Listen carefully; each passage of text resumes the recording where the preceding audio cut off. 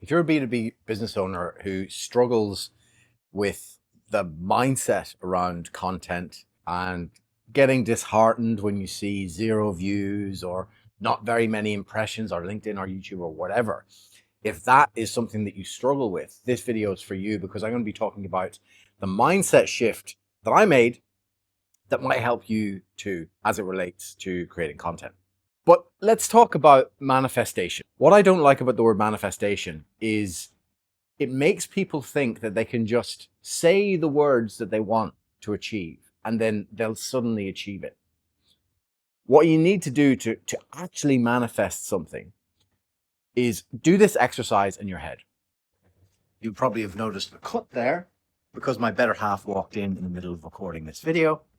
But there you go. That's how you know this is one take. Going back to what I was talking about there, think in your head about yourself and that version of you in the future. That is where you want to be right now. So for me, to do this challenge, I thought 1 month ahead. I thought of the version of me who is able to publish one YouTube video every single day for 30 days. So close your eyes, think about that person.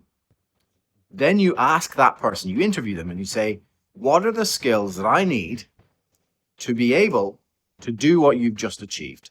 Literally ask as if they're a separate person.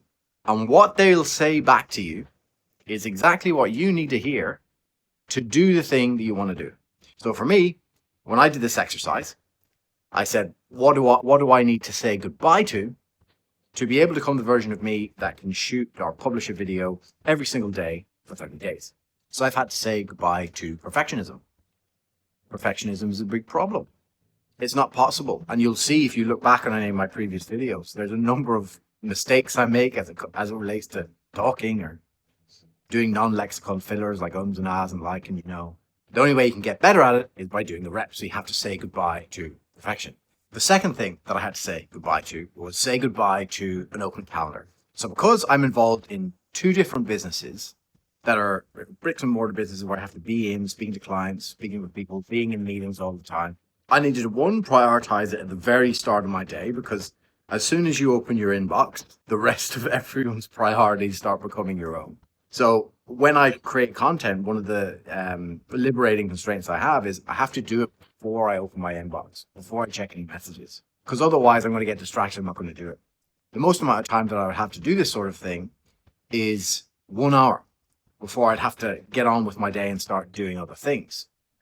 So by having that timer, what happens is I set the timer for an hour and my floor is 2 5-minute videos. But I'm also able to compress that down, and I can make 2 videos in as little as 20 minutes. But this advice for you is just give yourself that hour. And if you're going to do YouTube, you can easily get out 2 videos in that time. If you're going to be doing LinkedIn, you could probably get 4 or 5 short 90-second videos out. Whatever it is, say goodbye to an open calendar, because if it's not in the calendar, it's not going to happen. So that was another very important point that Future Me said. And the final one, and this is really, really important, is you have to say goodbye to a vanity metric goal. So what I mean by that is I could set myself a goal that I want to get X amount of views over the course of this challenge.